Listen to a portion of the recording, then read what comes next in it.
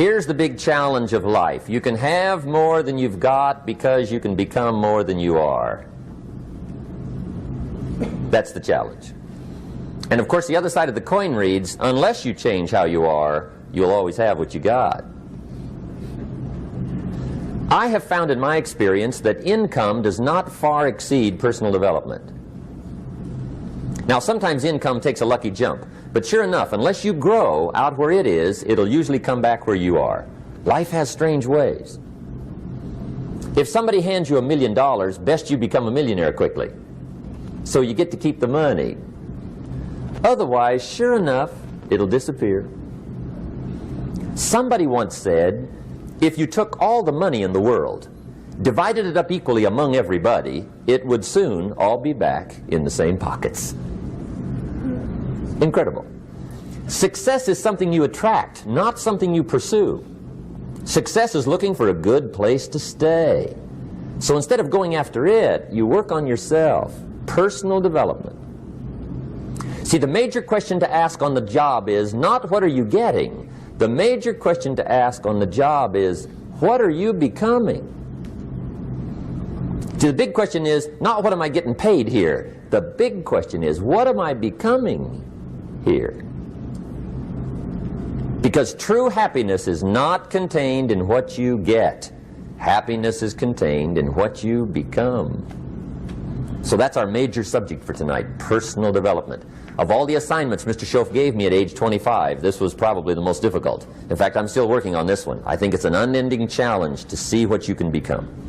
The next subject is called Basic Laws.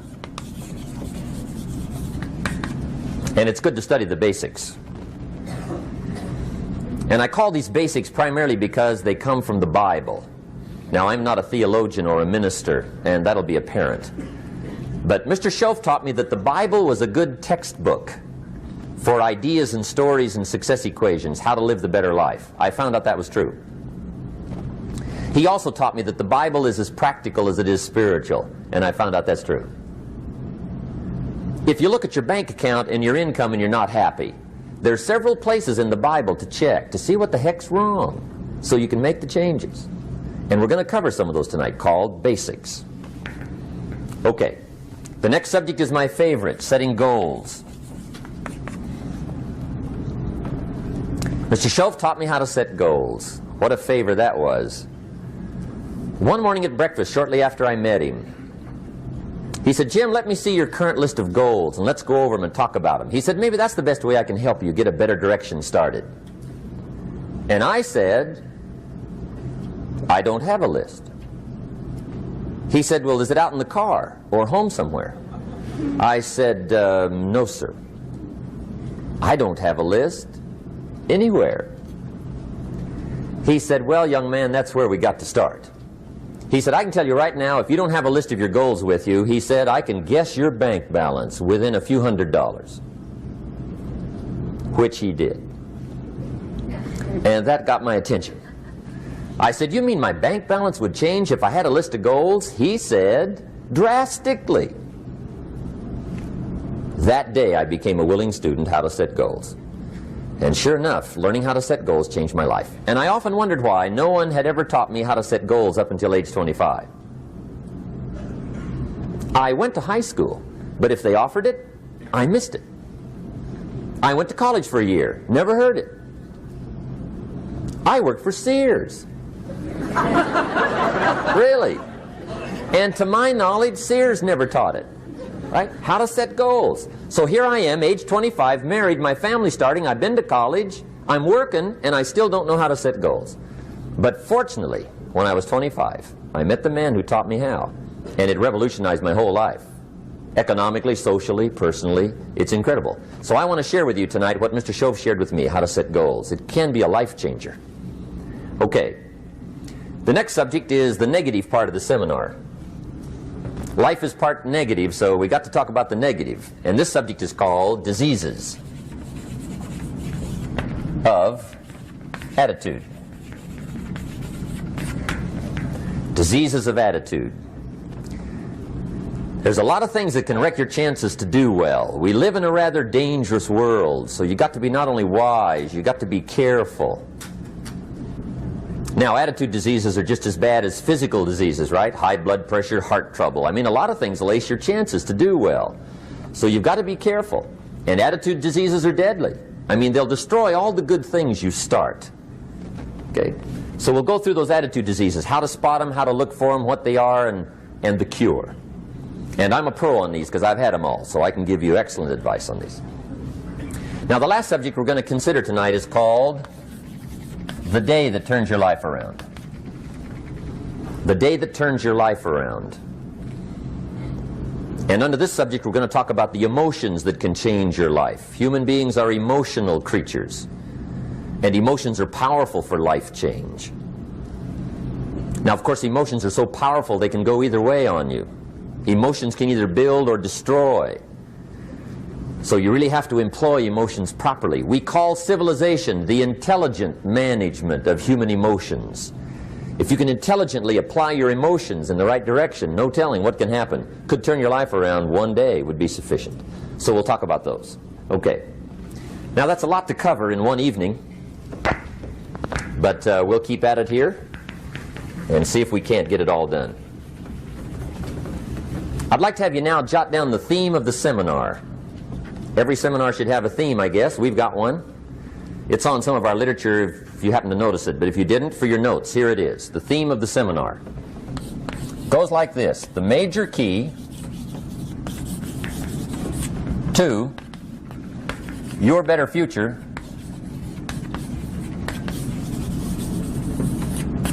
is you. That's the theme of our seminar tonight. The major key to your better future is you. And I'd like to have you underline two words just to give it some added punch. Underline the word major and the word you,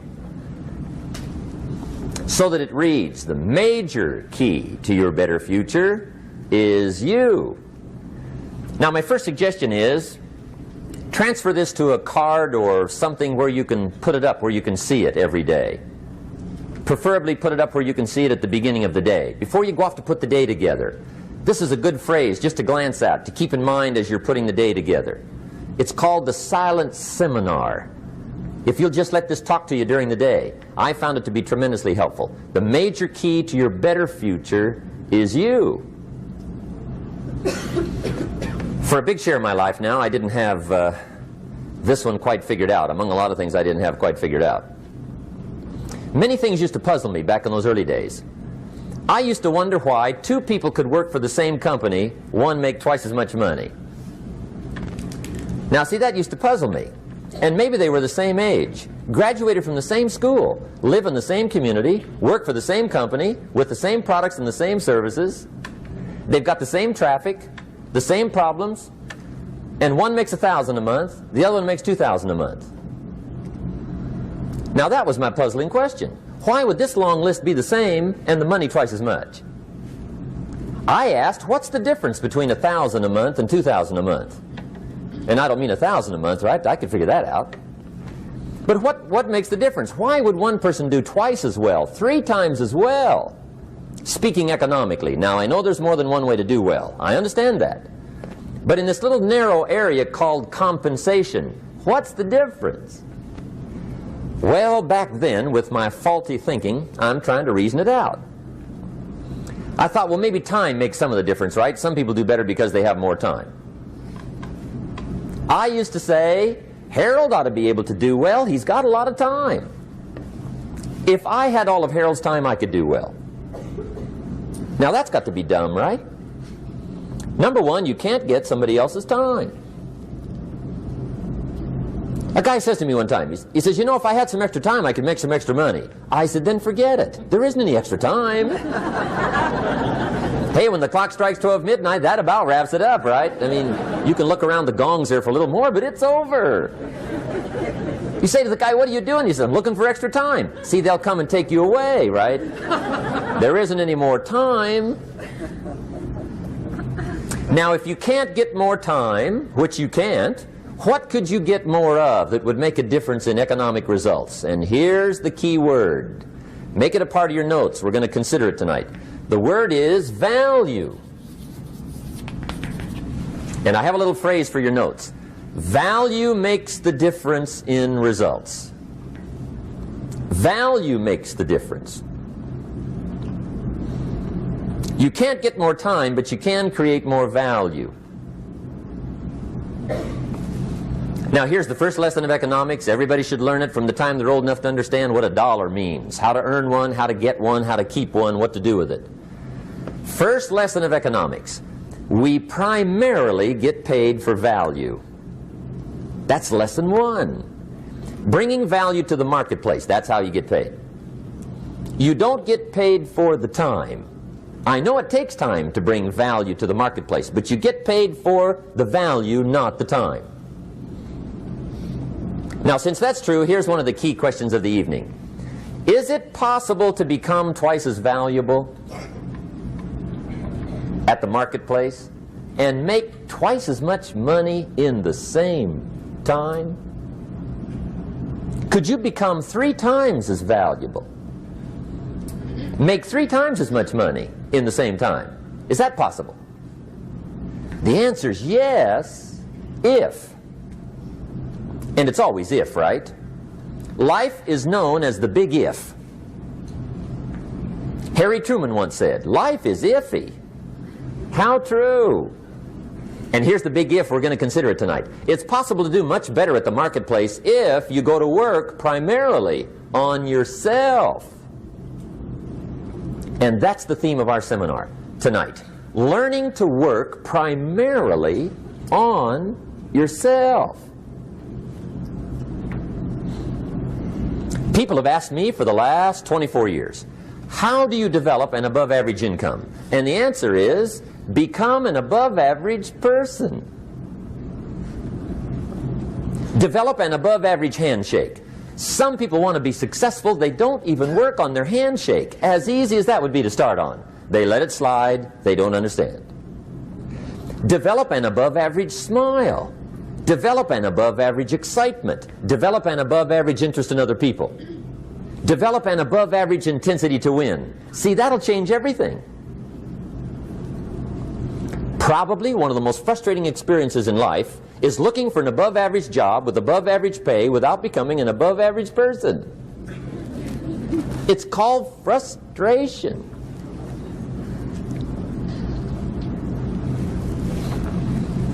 And Mr. Shoaff gave me probably the greatest clue he gave me when I first met him.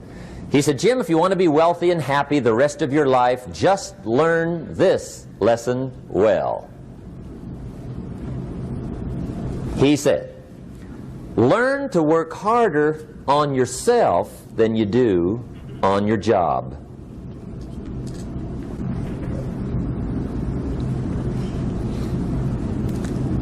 Then Mr. Shoaff gave me probably one of the most important clues among so many things he taught me, but this was in those early days.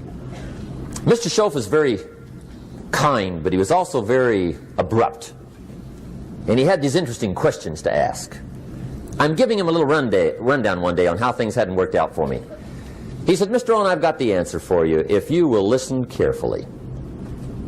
And listen carefully I did that day and for the next 5 years. If somebody's wealthy and happy, you gotta listen.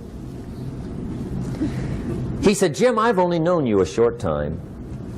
But he said, it's already my honest opinion that for things to change for you, you've got to change. That wasn't quite the answer I was looking for. But that's the answer he gave me, and I pass it along to you on this warm summer evening in Anaheim, California, 1981. For things to change for you, you've got to change. Otherwise, it isn't going to change. Before I met Mr. Shoaff, I used to say, I sure hope things will change. Right? That seemed to be my only hope. If it isn't going to change, I'm in serious trouble. And then I discovered it isn't going to change, so I'm in serious trouble.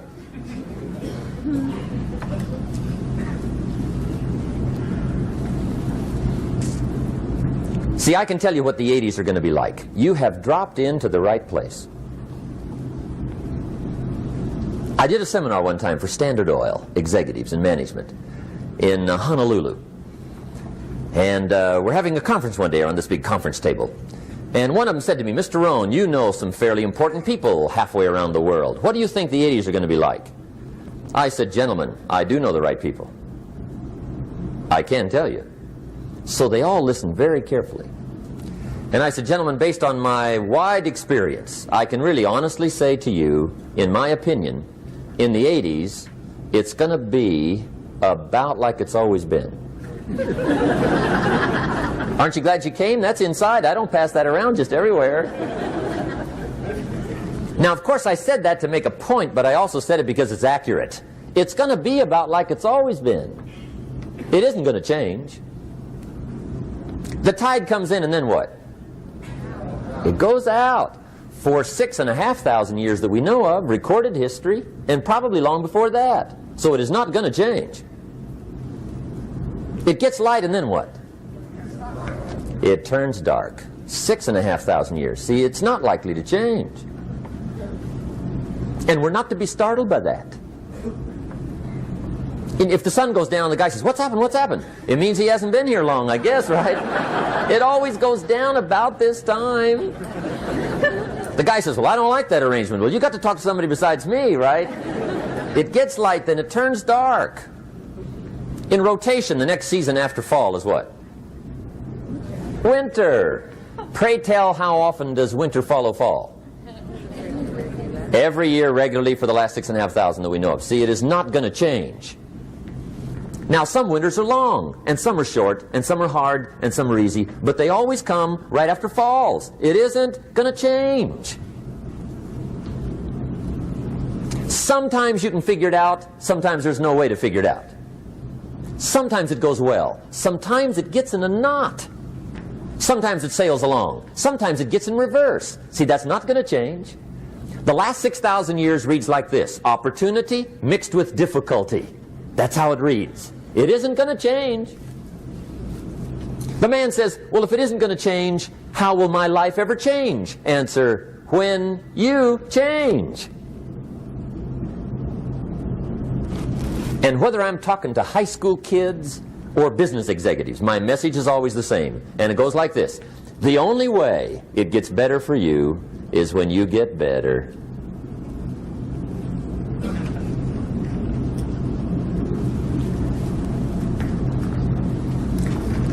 Let me give you the 4 major lessons in life to learn. Here's 4 majors. It's good to study the majors. In our weekend seminar we teach. Some people don't do well because they major in minor things. You've got to be on the lookout. At the end of every week, end of every month, you've got to check, make sure you're not spending major time on minor things. We go through that whole series. Majors and minors. Now, let me give you 2 phrases before we get to the 4 majors. This will set it up and you'll see where I'm going. 2 key phrases for your notes. Here's the first one. Life and business is like the changing seasons. That's the first phrase. Life and business is like the changing seasons. One of the best ways to describe life, it's like the seasons. Frank Sinatra sings, life is like the seasons. Now here's the second phrase. Very important. You cannot change the seasons, but you can change yourself. You can't change the seasons, but you can change yourself. And see, that's how life gets better for you, not by chance, but by change. Now, here's the 4 major lessons in life to learn. I've got my first book finished. Came out a couple of weeks ago. This is in it. The 4 major lessons in life to learn. Here they are. Number 1, learn how to handle the winters. That's lesson 1. They come right after falls with regularity. Some are long and some are short and some are hard and some are easy, but they keep coming. You must learn to handle the nights. They come right after days. You must learn to handle difficulty. It comes right after opportunity.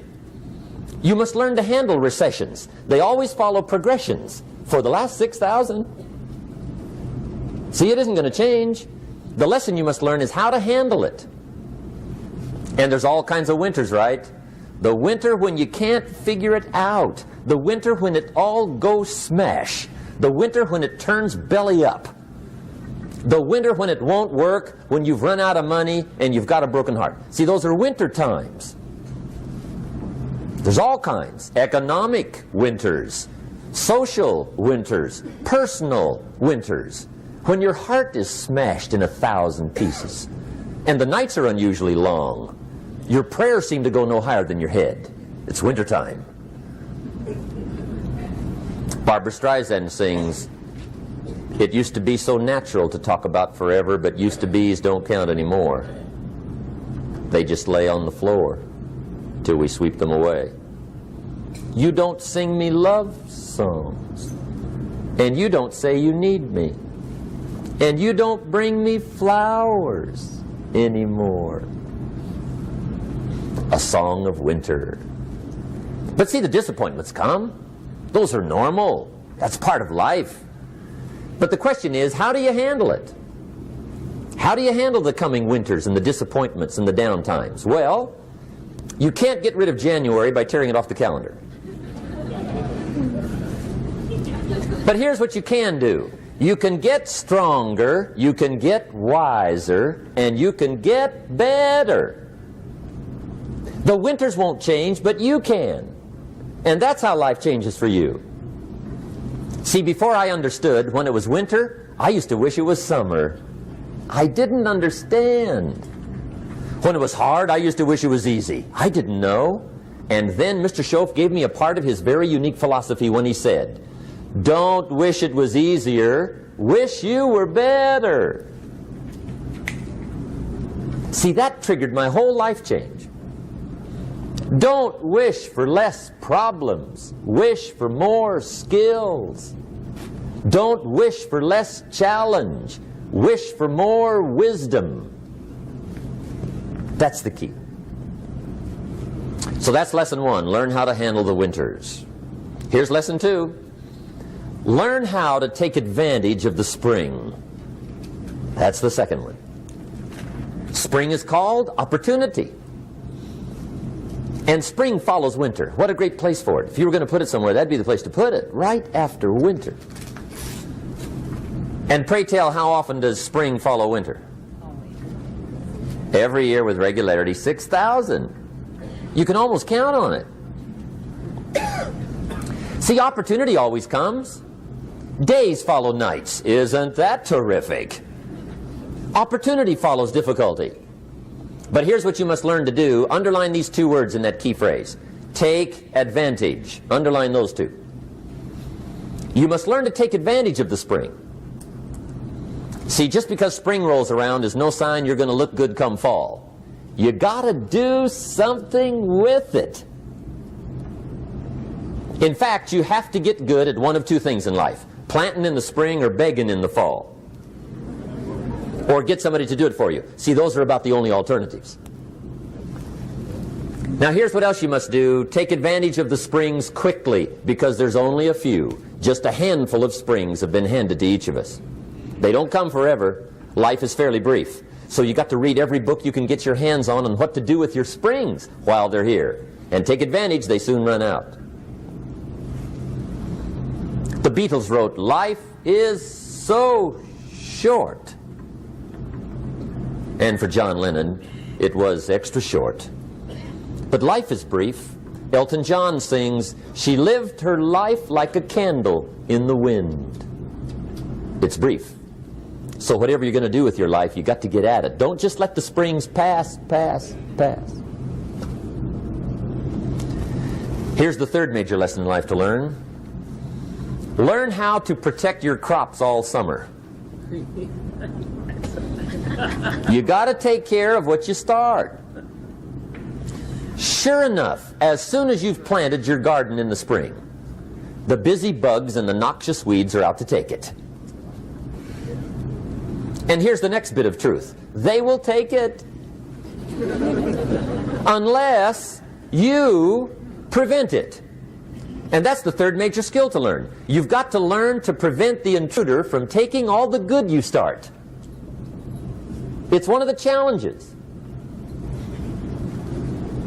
Here's two key phrases under number 3. First one, all good will be attacked on this planet. Maybe not the next one we get to, but on this one, all good will be attacked. Every garden will be invaded. Not to think so is naive. And here's the second phrase. All values must be defended. Political values, social values, community values, family values, marriage values, friendship values, business values. Every garden must be tended all summer. Third major lesson. Now here's number 4. Fourth major lesson in life to learn. Learn how to reap in the fall without complaint. Learn to reap come harvest time without complaint. Take full responsibility for what happens to you. It's one of the highest forms of human maturity, accepting full responsibility. It's the day you know you've passed from childhood to adulthood, the day you accept full responsibility. And another note, learn to reap in the fall without apology. Without apology if you do well, and without complaint if you don't. That's maturity. I used to have that long list of reasons why I wasn't doing well. To explain. You got to explain, right? Otherwise you're going to look bad. I used to have this funny list called Reasons for Not Looking Good.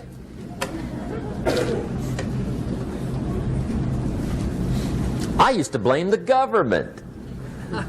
I mean, you can believe that or not. It was at the top of my list. I had a lecture second to none. The government. That was on my list. I used to blame taxes. Look what you got left after they take everything.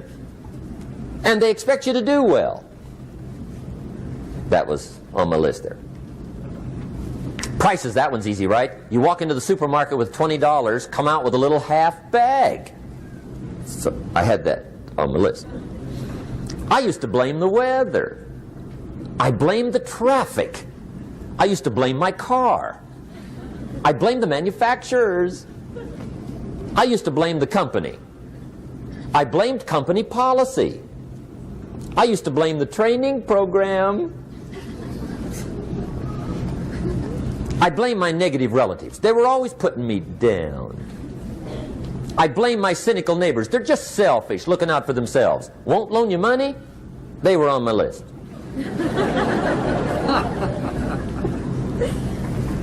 I used to blame the economy.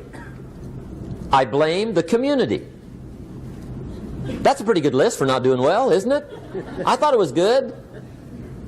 I'll never forget one day, Mr. Schoaf was very kind, but he was also very blunt, and this was no exception. And I'm glad he was blunt. There's a lot of things I'd have missed if he hadn't have been blunt. One day, with sort of a curious look on his face, he said, "Jim, just out of curiosity, tell me, how come you haven't done well up until now?"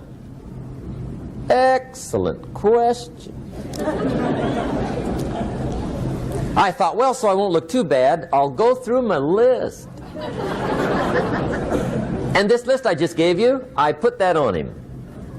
And he was very patient. He let me go through the whole thing, the government, the weather. I went through this whole thing. When I finished, he looked my list over very carefully. He said, "Mr. Rhon, big problem with your list. You ain't on it." How brilliant.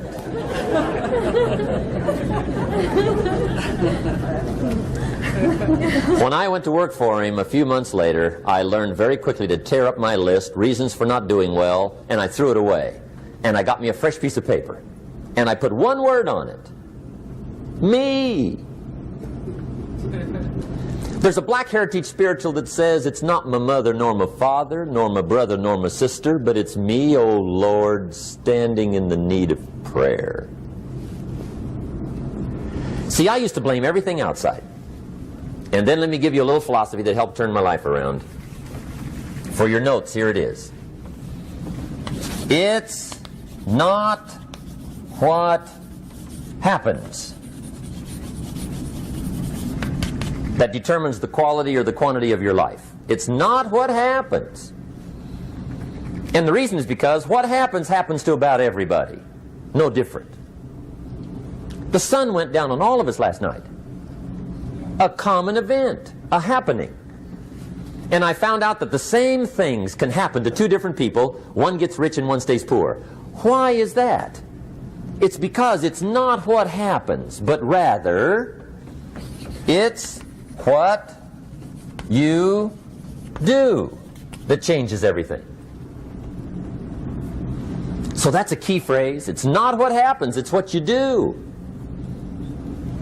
What happens is about the same. You might put that in parentheses here. Same. What people do, that's what's different. Anything can happen, right? Everything can happen. I've heard all the stories. I've been one of the stories. Hey, we could all tell stories all night long, right? Happenings. Anything can happen. Have you heard of Murphy's Laws? Anybody here heard of Murphy's Laws? Okay, most of you have. Murph had these laws. One of them was, if anything can go wrong, it will. That's one of Murphy's Laws. He was not one of the great positive speakers of the day. But anyway, it's still true though, right? Anything can go wrong, everything can go wrong. For sure. I've fallen out of the sky so many times. Once to the tune of a couple of million. Devastating. Took me a while to survive that one. Now, it wasn't all that much, but it was all I had. Right? I mean, that's when it's much, right? When it's all you got. If you got 3, 2 go, you got 1 left, you ain't looking that bad. But when it all goes. Has anybody been there when it all went? Anybody? Come on, the rest of you liars. Go ahead. Hey, we've all been there, right? When it all went.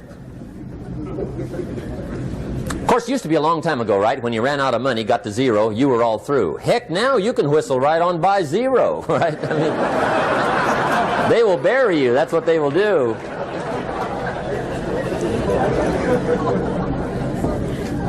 But see, those are the happenings, right? Everything can happen. Anything can happen. But it's not the happenings. It's what you do about it. Somebody says, yeah, but you don't understand the disappointments I've had.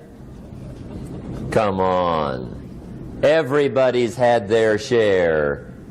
Disappointments are not special gifts reserved for the poor. Everybody has them. The difference is what you do about them. It's not the weather. I used to blame the weather, and I discovered it rains on the rich. So see, that won't help. 2 men wake up one morning, there's a rainstorm on. One of them looks out his window, sees the rainstorm, and he says, wow, what a storm. With weather like this, they can't expect you to go out and make sales. He stays home. Same morning, the other guy looks out his window, sees the same storm, says, wow, what a storm. But he says, you know what, with weather like this, what a great day to go out and make sales. Most everybody will probably be home. Especially the salesman.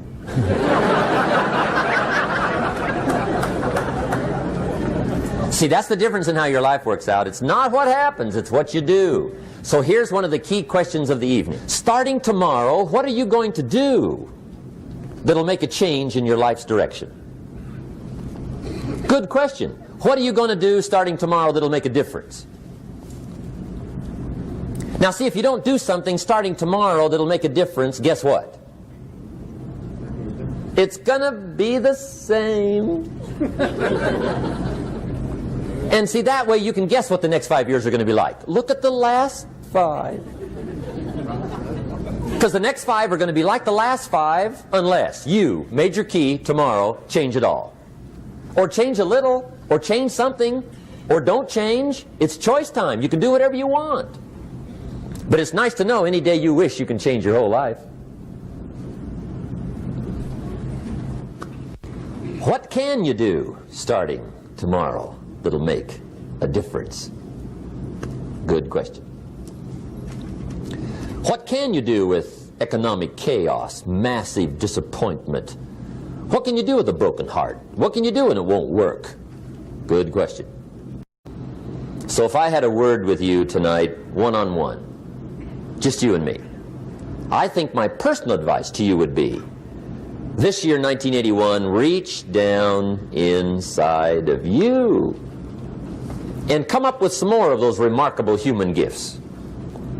They're there, waiting to be utilized. And then change anything for you you want to change. And I challenge you to do that because you can change. If you don't like how it is for you, change it. If it doesn't suit you, change it. If it doesn't please you, change it. If it isn't enough, change it. And I challenge you to do that because you can change. See, you don't ever have to be the same again after tonight, only by choice. If you don't like your present address, change it. You're not a tree.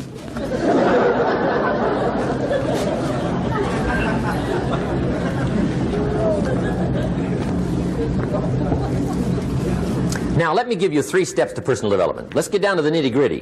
What does it take to really make the changes starting tomorrow? It takes more than philosophical pronouncement. I know that. It also takes more than enthusiasm. I know we're hearing a lot about enthusiasm these days, but see, that just won't do the job. We're still hearing the old cliches of the 30s, right? To be enthusiastic, you must act enthusiastic. But see, that's not going to help. After you have leaped about, there are some things you got to do, or it isn't going to change. See, you can get all excited about lifting 200 pounds till you get to the gym. And then you need a new excitement. And the new excitement is called discipline. Major step to human progress. Discipline. If there's one thing to get excited over, that's it. Get excited over your ability to make yourself do the necessary things.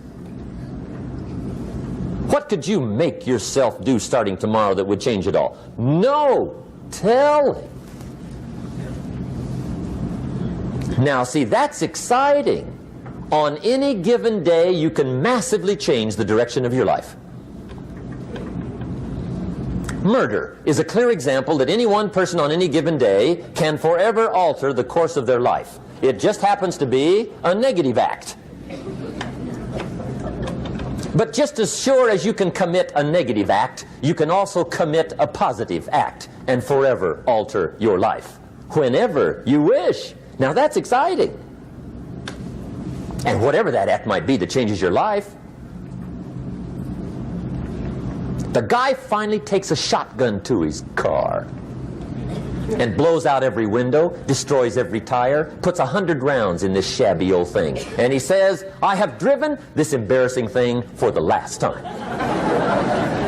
And not only will I never drive it again, nobody else will ever drive it again. And he lets that shuddering thing stand there for a while as a monument to the day he said, today my life changes. Now who can do that? Anybody. When can you do it? Whatever day you pick.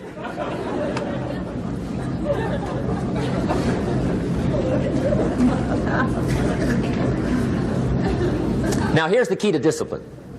Start with the little disciplines, get excited over the little disciplines, and get right on those, because those will lead to the big ones. You can't handle the big challenges in life unless you take on the little ones. Make a list of all the things you can do, get right on those, discipline yourself for those, both for the results and for the muscle and for the practice, so that when life hands you some big challenges, you'll be ready, you'll have the muscle. But see, if you don't handle the small ones, you can't take care of the big ones. Okay, here's what else it takes for life change. Self-motivation. Key phrase, self-motivation. I don't know why we call it self-motivation. It's really the only kind there is. You've got to motivate yourself. Because I found out you can't change people. They can change themselves, but you can't change them. Lord knows some I've tried. But see, it won't work. People have to change themselves. I learned some of those lessons early. I built a little sales organization way back in those early days. I'm 25. And I had some nice people. I said, I'm going to make these people successful if it kills me. I almost died, right? I mean, you can't do that.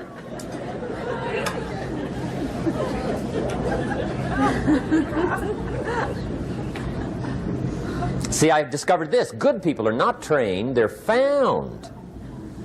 You find good people. You don't make them good, you find them good.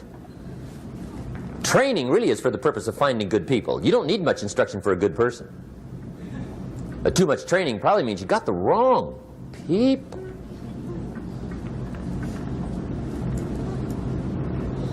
So you got to find the right people. That's the key to getting a good job done. One of the major things we learn in management, lesson 1, don't send your ducks to Eagle School.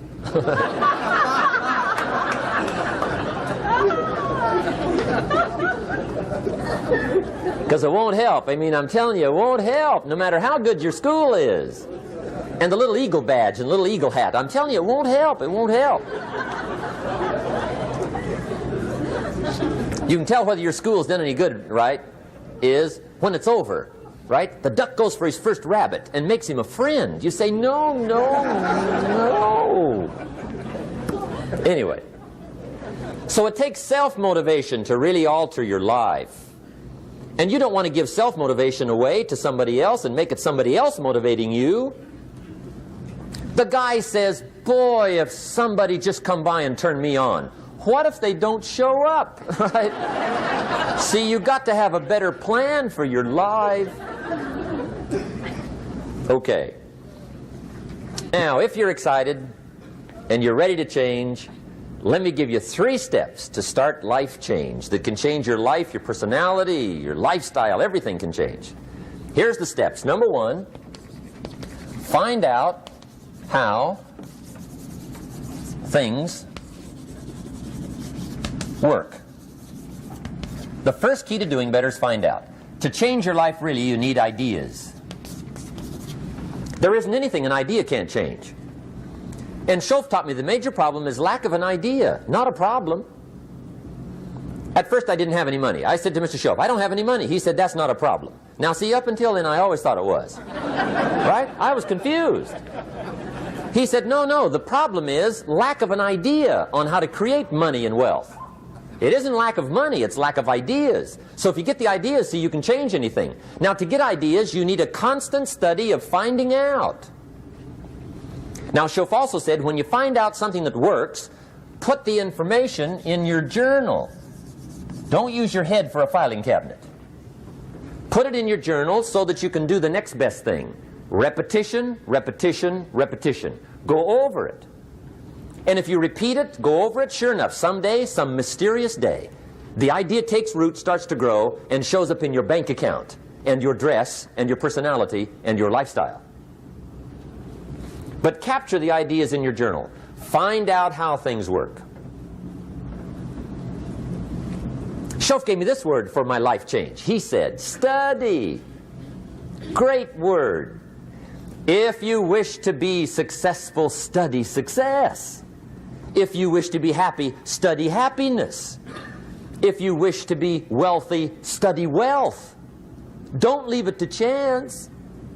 Make it a study. Some people just go through the day with their fingers crossed. See, that won't do it.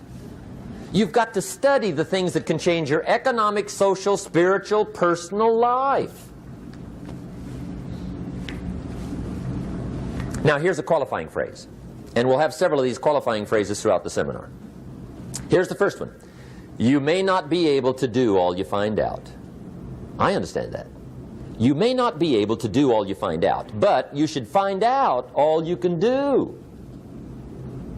See, you don't want to wind up at the end of your life and discover that you've lived only 1/10 of it. And the other 9/10 went down the drain. Not for lack of opportunity, for lack of information. So that's number 1, find out how things work. Now here's the best human virtue for finding out. Curiosity. Make a note of that. Curiosity. Be curious. You might add a word to it that'll help. Childish curiosity.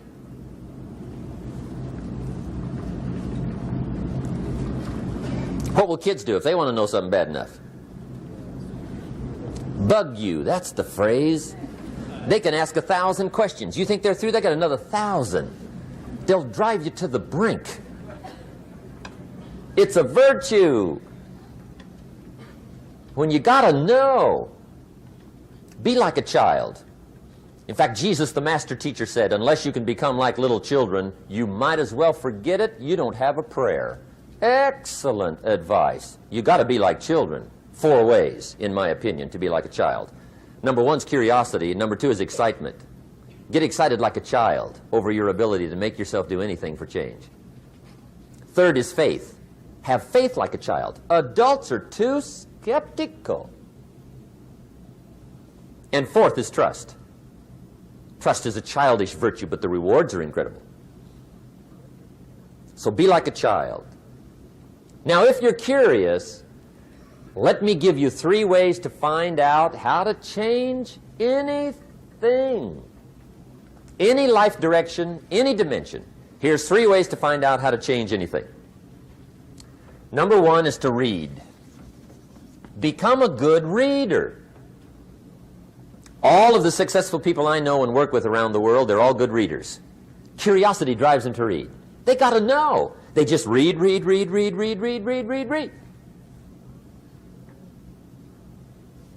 Become a good reader. Now, that's my opinion. Listen to the other lecturers and listen to me and make up your own mind. Don't be a follower. Be a student. Okay? I say, really, for life change, you got to read. One way to learn is from your own experiences, but another way to learn is from other people's experiences. See, one book might save you 5 years if you read it. Did you know there's books on how to be stronger, more decisive, be a speaker, be a leader, have a better effect on other people, develop your personality? Did you know there's books on that? And people don't read them? How would you explain that? And they can read. Did you know that hundreds of successful people have written their stories in books and they wrote down how they did it and people don't read it? How would you explain that? The guy's busy, I guess. You know, you get tied up. The guy says, well, yeah, you work where I work. By the time you struggle home, it's late. You got to eat a bite of supper, watch a little TV, get to bed. You can't sit up half the night reading. And the guy's behind on his car payment. Good worker, hard worker, sincere. But you got to be better than sincere and work hard. Otherwise, at the end of your life, you'll wind up cold, stony broke. You got to be better than a good worker. You got to be a good reader. The whole world is governed by laws. The universe, in fact. Laws. We call it the law of electricity. We call it the law of gravity. There's mathematical laws. There's physical laws. Speed and velocity laws. Agricultural laws. There's all kinds of laws.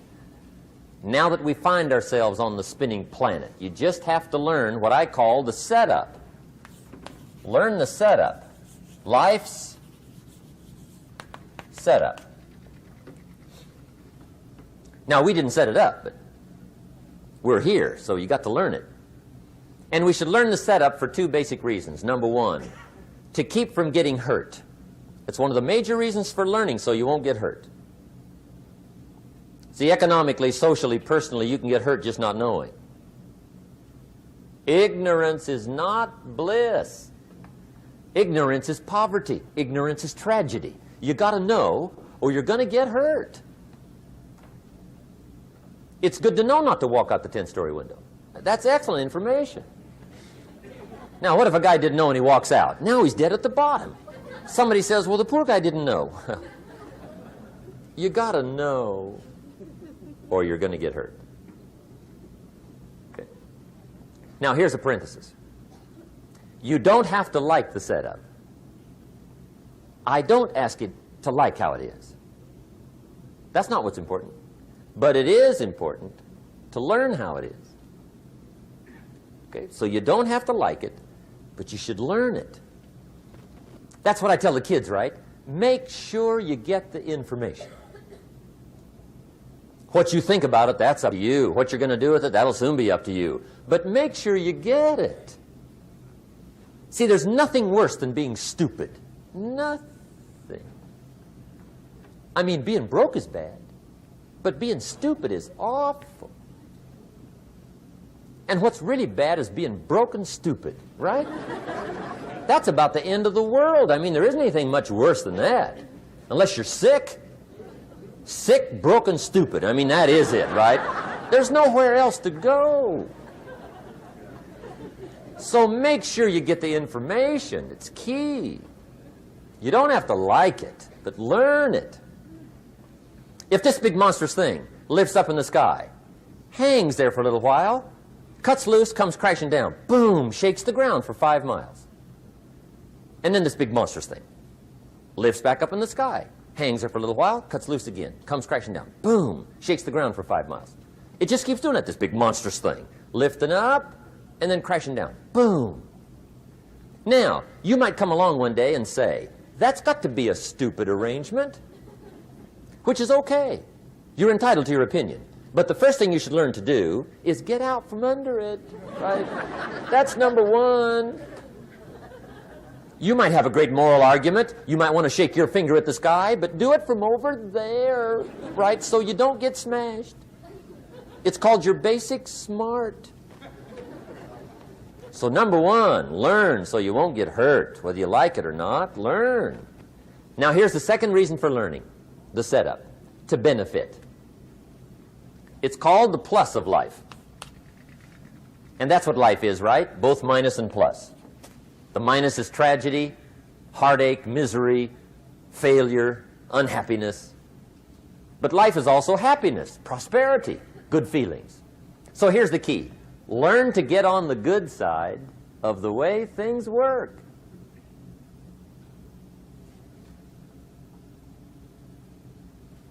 Now, here's 2 of the basic laws, and we'll take our break.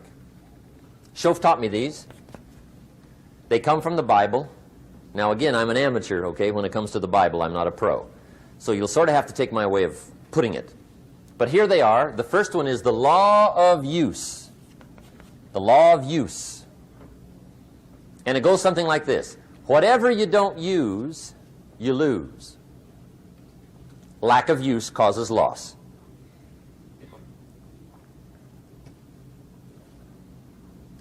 On this planet, maybe not the next one, but on this one, if you tie your arm to your body, leave it there long enough, you'll never use it again. It's over for the arm. Now, it may not be over, but it's over for the arm. The only way to keep the use of this arm is what?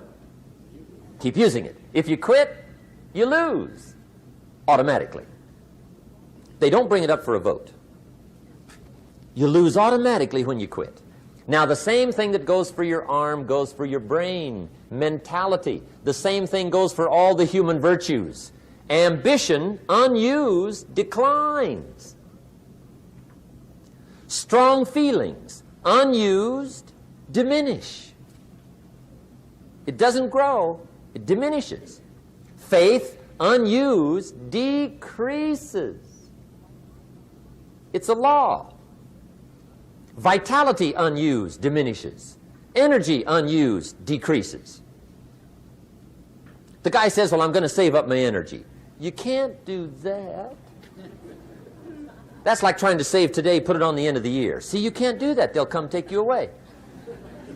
If you don't use today, what? It's lost. The guy says, well, I'll work twice as hard tomorrow to make up for it. See, that's foolish. You could have done that anyway. Today unused is lost. A talent unused is lost. An ability unused is lost. So here's one of the key expressions of the evening. Take a new inventory of yourself.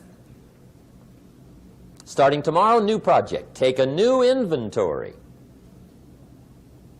And make sure that all of your talent and ability and mentality and ingenuity and vitality and strong feelings, faith, courage, make sure that all you've got's being used. Otherwise, you lose. Now, one of the best illustrations of the law of use is a Bible story called the Parable of the Talents. The talent story. Interesting story if you haven't read it in a while. Just review it. It's a good story. An ancient story. It says there was a master with 3 servants. He got them together one day and he said to the 3, I've got these talents. And in those ancient days, a talent was a measure of gold. And he said to the 3 servants, take these talents and see what you can do with them while I'm gone. He said, I'm taking a journey and I'll be gone for a while. When I come back, we'll get together, go over the book, see how you did. He said, here's 5 of these talents for you. 5. Here's 2 of them for you. 2. And here's 1 for you. 1. The master said, take those talents, see what you can do with them. When I come back, we'll get together, we'll go over it all. The servant said, okay, master takes off. According to the ancient story, the master comes back from his trip. When he gets back, he gets the 3 servants together, and as he said he would, he asks, how did it go with those talents? You were 5. What happened? That servant said, well, I took the 5 talents you gave me, and I put them to work. A little shaky at first, but he said things finally got rolling. And he said, I poured it on. And he said, my talents grew to 7, 8, 9, 10. He said, I doubled my talents from 5 to 10. Books will show. Master said, one heck of a job. Or something like that. He said, I gave you 2 talents. What happened? That servant said, about the same thing happened to me. I put those 2 talents to work, poured it on. They grew to 3 and then to 4. He said, I doubled my talents from 2 to 4. Books will show. Master said, well done.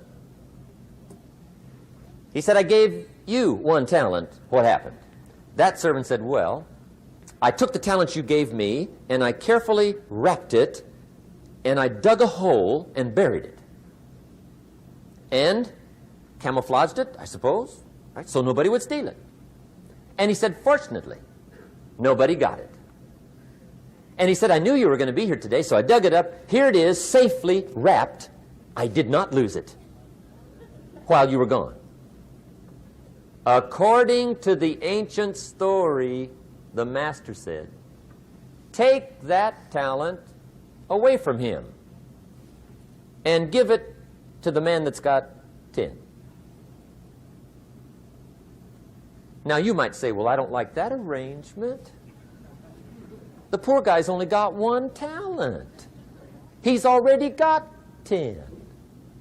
It ought to be more even. Remember, I didn't ask you to like it. But this one I would ask you to learn, because it simply means whatever you do not employ, you forfeit. It's a law. So learn well the law of use. Now here's the second one, and we're going to take our break. Second law from the Bible. This one we've heard since we were small, I'm sure. It's called the law of sowing and reaping. In fact, we've probably heard it so often we could quote it. It says, whatever you sow, what? You shall reap. Fairly blunt, hopefully clear. Here's my first suggestion on the law of sowing and reaping. Don't try to beat it. You might as well try sitting on the sun in the morning. Keep it from coming up. You'll have better luck. Whatever you sow, you reap. Now, for a fair share of my life, I'm a bit mixed up on how all this applies. Among a lot of things I was mixed up on. I knew I wasn't reaping too good. That I understood. My problem was I was confused about what was causing it. Remember me with the funny list? I thought those are the reasons why it isn't working out well. And then Mr. Schoaf gave me the clue that helped me figure it all out.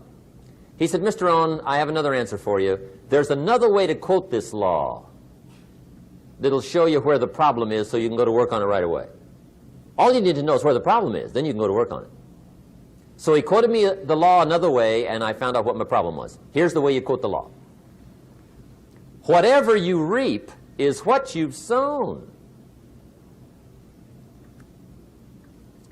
Now I knew what my problem was. Whatever you reap is what you've sown. If you don't like the crop, who do you look up? Answer, whoever planted it. And where do you find who planted your crop? Answer, in the mirror. What I finally learned to do come fall was to go to the mirror. That's where you go. And if necessary, you say, a few skinny carrots? I got to be unimpressed. Where were you last spring? Asleep. Didn't you read the books? Did you break your hoe? Let me give you 7 key points to the law of sowing and reaping. Let's tick right down through the list of 7, and it'll be break time. 7 points to sowing and reaping. Here's part of the philosophy that really helped me to make some changes in life direction. Number 1, the law of sowing and reaping is negative. That's number 1, which simply means if you sow bad, you reap bad. Now, this is kind of 3rd grade, but it doesn't hurt to go over the basics. If you plant thistle seeds, you don't get pumpkins. Honest, no use looking for pumpkins. John says, how come no pumpkins? Come on, John. The law's negative. That's how come. Now, here's number 2. The law's positive, which simply means if you sow good, you reap good. If you plant pumpkin seeds, you don't get thistles. Not from pumpkin seeds. Mother Nature won't pull tricks on you over in the corner, snicker and push new thistles and you planting pumpkin seeds. She won't do that. You will get pumpkins from pumpkin seeds, and the reason is because the law is positive. Now, here's number 3. I got excited when I found out the full dimension of this.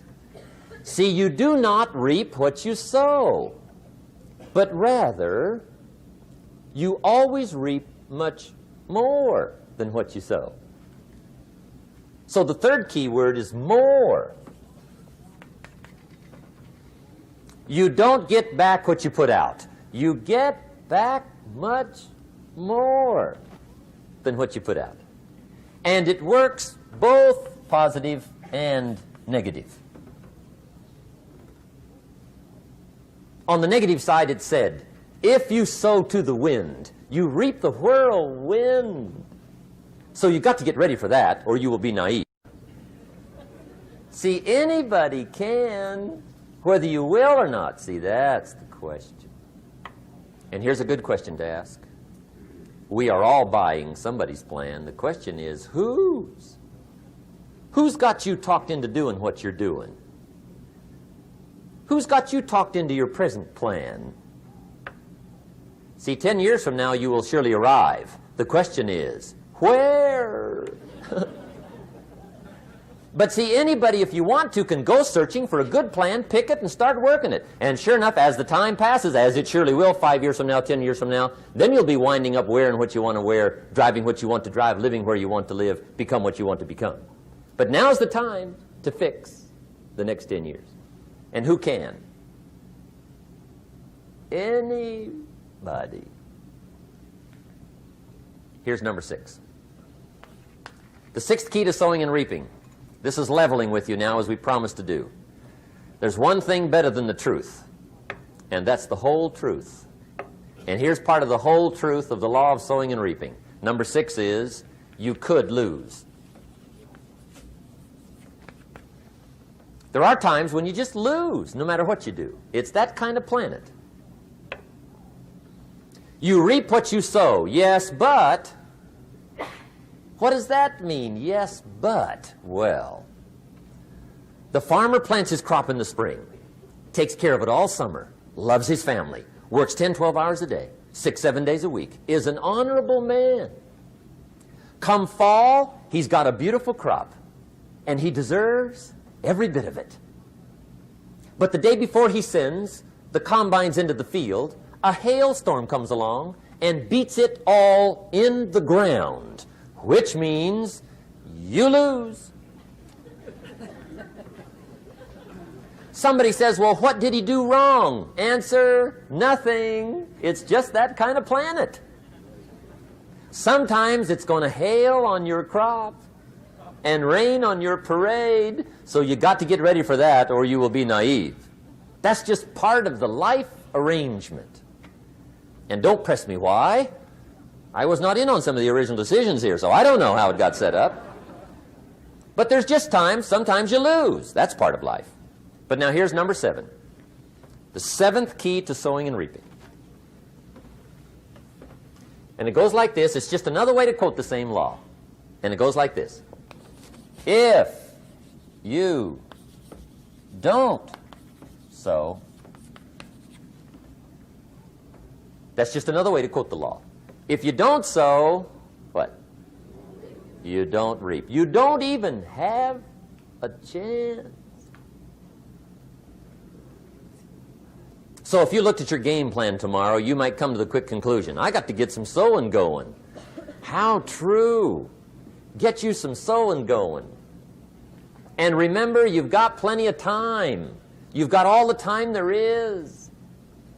Some people spend enough TV time to make a fortune.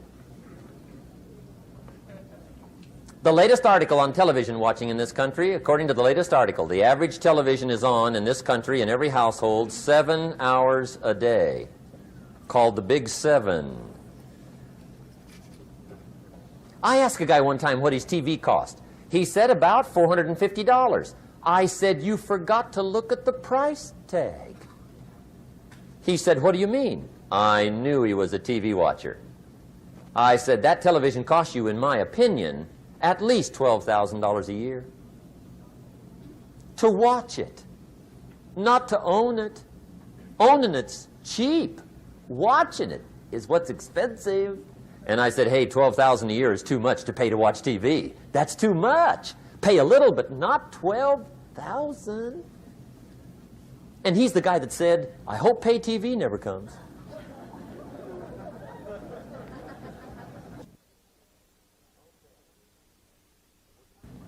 Okay. We're trying to cover an awful lot tonight, I realize that. But my time schedule is such that we just have to sort of give it all to you and let you sort the rest out. I wish we had plenty of time for questions and answers and that whole thing, but our time is just limited. But we are trying to go through an awful lot, I realize that. But looks like everybody's getting it. This is about the note-takingest crowd I've seen in a long time. Incredible. Does anybody have 5 pages yet? Anybody? Oh, fantastic. Incredible. Okay. Maybe you heard the story about the preacher down in Texas, southern part of the country. He was an evangelist back in the horse and buggy days. And he was very good at being an evangelist, and a lot of people used to come and hear him preach. And one day he put up his tent in one of these Texas towns and expected a big crowd as usual, come hear him preach. And he got there, first night of the tent revival, walked in. 7:30, time to start. And to his surprise, the tent was empty. He thought, well, something must be drastically wrong. So he waited till 7:45, nobody showed up. 8 o'clock, zip. Finally, 8:15, one lone cowboy wandered up on his horse, tied his horse up outside, came in, sat down on the front bench, right, waiting for something to happen. The preacher thought, well, at least I better go down and talk to the cowboy. So he walks down, talks to the cowboy, and he says, Cowboy, I'm the preacher. And he said, I don't know what to tell you.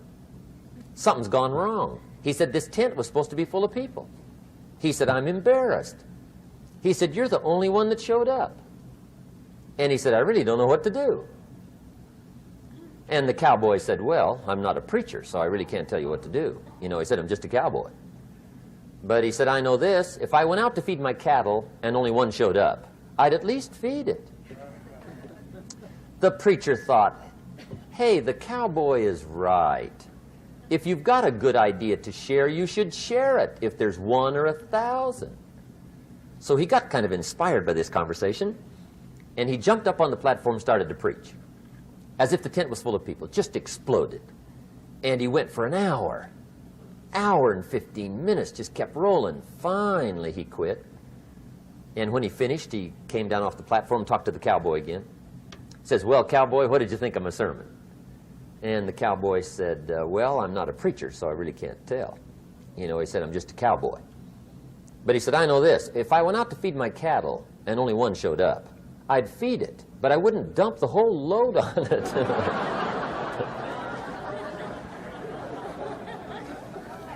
So anyway, if it seems like we're dumping the whole load tonight, I guess we are. But gosh, everybody's doing well. I'm having a good time. I appreciate the response here tonight. Okay, the next subject is setting goals. Let me show you what turned my life every way but loose. Mr. Shoaf dropped this idea on me, changed me completely. Setting goals. Here's what can easily happen if you don't set goals. It's easy to let life deteriorate into making a living instead of designing a life. And we all have a choice. Make a living or design a life. It's easy to get trapped by economic necessity and settle for existence rather than substance. That's easy. But the best advice I can give you on how to break out of that trap is to learn how to set goals. Mr. Shoaf put it to me this way. He said, Jim, if you had enough reasons, you could do the most incredible things. I never forgot how he put that. If you have enough reasons. See, reasons will change your whole life. Mr. Shoaf said to me, he said, Mr. Rhon, I think you've got plenty of intelligence, you've got plenty of talent, you've got plenty of ability. Probably what you lack is plenty of reasons. He said, I don't think your current bank balance is a true indication of your level of intelligence. I was happy to hear that. He said, I think you're much smarter than your present bank balance indicates. And that turned out to be true. I was much smarter. But of course my first question was, well then why isn't it bigger? And he said, you don't have enough reasons. You've got enough intelligence, but not enough reasons. So see, reasons can change your life. Here's what else I found out. Reasons come first, answers come second. You don't get the answers to do well till you get the reasons. Life has a mysterious way of hanging on to all the answers and only gives them up to the people that are inspired by reasons. So reasons make the difference in how your life works out. Now, what are some of the reasons for doing well? Let's go through a quick list called Reasons for Doing Well. First is personal reasons. Some people do well for recognition. Some people do well for respect. Some people do well for the way it makes them feel. They love the feeling of being a winner. Those are good reasons. I have some millionaire friends that keep working 10, 12 hours a day, making more millions. And it's not because they need the money. It's because they need the joy and the satisfaction and the pleasure that comes from being a constant winner. And see, it's not just the money anyway. It's the journey, not the money. Once in a while somebody says to me, boy, if I had $1 million, I'd never work another day in my life. That's probably why the good Lord sees to it they don't get their million, right? They'd quit. They'd quit. Okay. Next is family reasons. Some people do extremely well for other people, and that's powerful.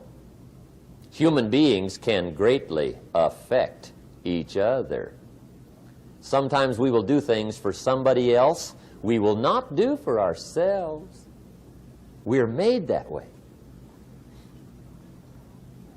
I met a man one time who said, Mr. Rhon, to do all the things I want to do with my family around the world, he said, I got to have at least $250,000 a year. I thought, incredible. Could a guy's family affect him that much? And the answer is, of course. How fortunate are the people that find themselves greatly affected by somebody for personal achievement. And we are affected. The writer of a recent song said, "If not for you, the winter would hold no spring, couldn't hear a robin sing. I just wouldn't have a clue if not for you." So we can be affected. That might be one of the most stimulating reasons to do well, finding somebody. When Andrew Carnegie died, the wee little Scotsman that built the big steel industry, when he died, they opened up his desk, and in one of the desk drawers, they found a slip of paper. On that piece of paper, Mr. Carnegie had written his goal for his life, and he wrote it when he was in his 20s. And on that piece of paper, it said, "I'm going to spend the first half of my life accumulating money. I'm going to spend the last half of my life giving it all away." What a goal. He got so inspired by that goal that the first half of his life, he accumulated $450 million. And the last half of his life, he gave it all away. Good question tonight. What's got you turned on? What's got you bombed out of sight to get up early and stay up late and hit it all day? Next question. What's got you turned off?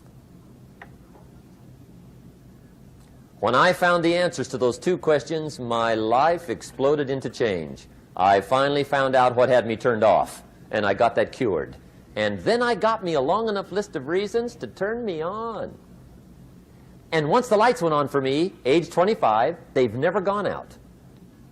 I've fallen out of the sky a few times, but I've never lost that drive to make something unique out of my life. See, reasons altered my whole life.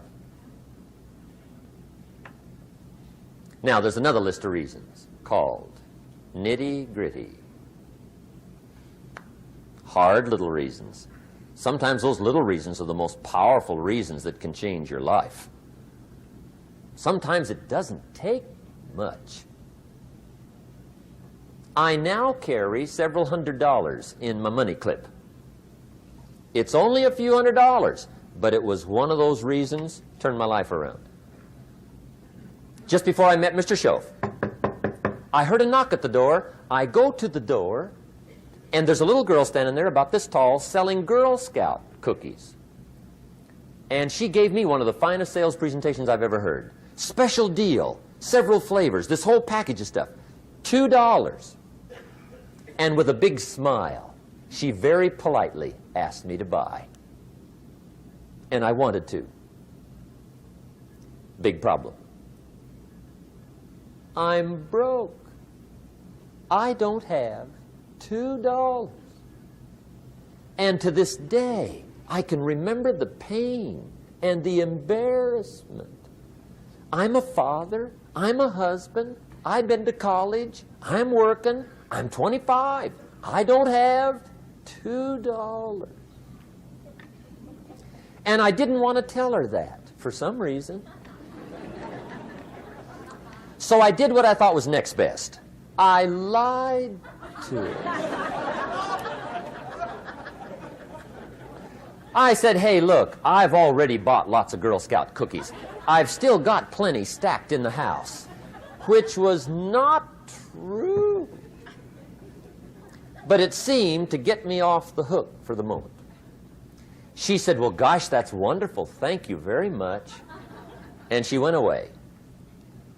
When she left, I closed the door, and that was the day I said to myself, I don't want to live like this anymore. I've had it with lying, and I've had it with being broke. I'm never going to let this happen to me ever again. I promised that day I would work as hard as possible and would always carry plenty. It took me a little while, but now I do. It was one of those reasons. And I guess I carry plenty for two reasons. One is the way it makes me feel, but also in case I bump into another Girl Scout selling cookies. Right? I'm ready.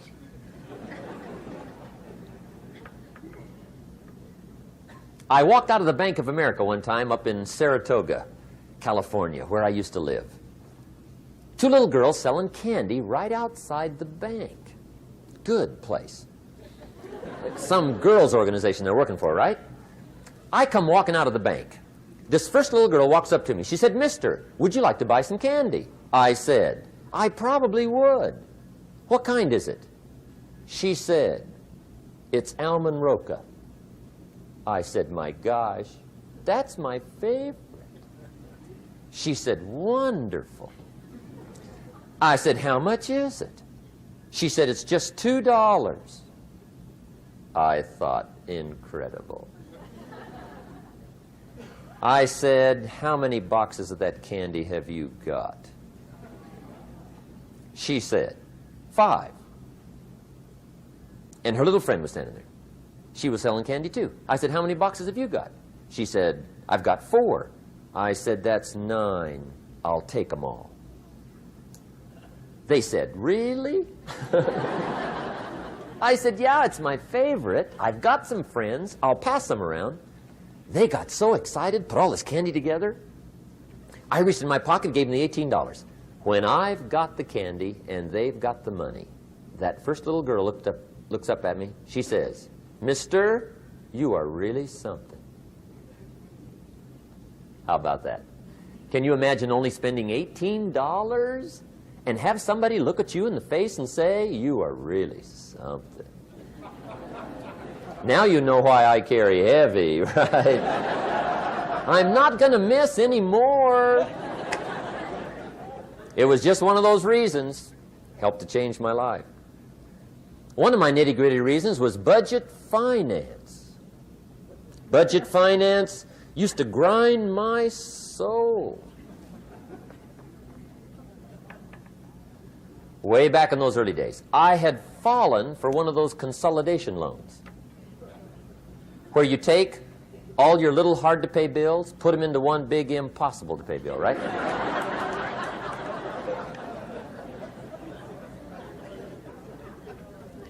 I would get 4 or 5 payments behind. This one guy used to call me day and night. I don't think they're allowed to do that anymore. Harassed me. Threatened to run me in front of the judge. Threatened to ruin my credit. Threatened to embarrass my family. One day he said, "We're going to come get your car, drag it rear end up down the street in front of your neighbors." The guy even called me a flake. And back in those days, I'm broke, I'm pitiful, there's nothing I can do about it. But I never forgot how the guy treated me. And when I met Mr. Shoaf and I got my life straightened out and the money started to flow, that was one of my first projects, budget finance. I poured it on day and night. I finally put all the money together I owed him, which was considerable. I picked a day for the payoff. And when the payoff day came, I put the money in small bills in a big briefcase. And I walked into the budget finance office on Wilshire Boulevard in Los Angeles. The guy who harassed me so often, his desk was about 3 back. I walked right up to his desk, startled him. He wondered what I was doing there. It was the first time I'd been there since I'd borrowed the money, right? Without saying a word, I opened up this briefcase, dumped this pile of money all over his desk. I said, "Count it. It's all there. I will never be back." And I turned around and stormed out. Now, that might not be noble, but if you haven't tried it, you've got to one time.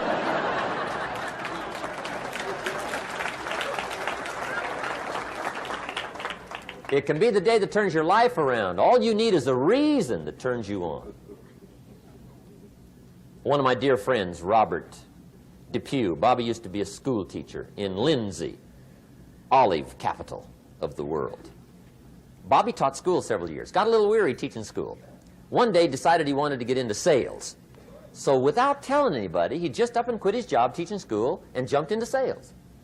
When he did, his brother made fun of him, laughed at him, put him down, said Robert's lost his mind. Had a good job teaching school. Now he thinks he's a salesman. He's going to go down the drain, lose everything. Just put him down something fierce.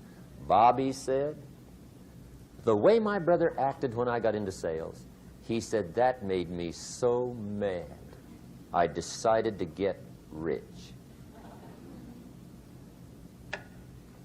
And my question for you tonight is it possible to get that mad? Of course. Wealth is not a matter of intelligence. It's a matter of inspiration. Today, Robert happens to be one of my millionaire friends. Bobby's rich.